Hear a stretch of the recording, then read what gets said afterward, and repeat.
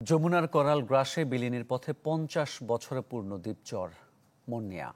এতে নিঃস্ব হয়ে পড়েছে হাজারো পরিবার।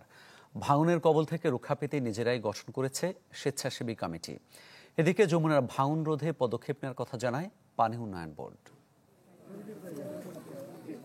অভাগা যেদিকে চায় নদীর জল শুকিয়ে যায়। প্রবাদটি পুরোপুরি না মিললেও যমুনা পাড়ের প্রায় 1.5 লক্ষ মানুষগুলোর ক্ষেত্রে এর প্রভাব যেন একই। কেননা এক সময় নিজ ভিটে মাটি হারিয়ে এই চরে মাথা গুঁজেছিল যারা, আবারও ভাঙনে নিঃস্ব তারা। জামালপুরের ইসলামপুরের মন্নিয়ার চরে যমুনা নদীর 3 কিলোমিটার এলাকা জুড়ে ভাঙনে বিলীন হয়েছে 2 শতাধিক বাড়িঘর, ফসলি জমি ও শিক্ষা প্রতিষ্ঠান। এছাড়াও যমুনার করাল গ্রাসের হুমকিতে রয়েছে অসংখ্য স্থাপনা, স্কুল, মাদ্রাসা এবং সড়ক। আমার এই বয়সে 15 বার বাড়ি ভাঙছি আমি। 15 বার বাড়ি ভাঙলে চর এলাকার মানুষের কি থাকে? বিটাটা ভাঙে চুরমার করে নিচ্ছে, আমাকে তার মতো কোনো আস্থাই নাই।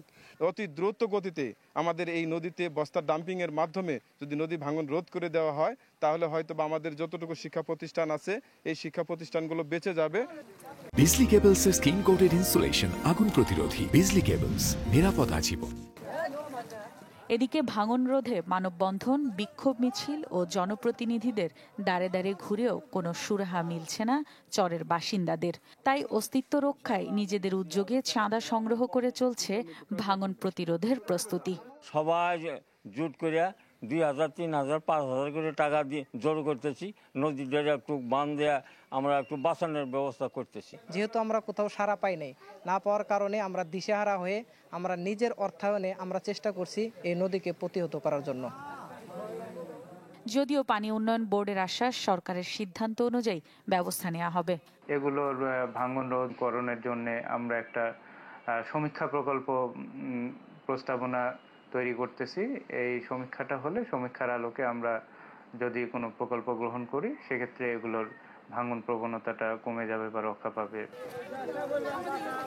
সংশ্লিষ্টরা বলছেন, শুধুমাত্র আপৎকালীন পদক্ষেপ নয়, নদীমাতৃক এই দেশে নদী ভাঙনের মতো সমস্যা সমাধানে নিতে হবে দীর্ঘমেয়াদী পরিকল্পনা।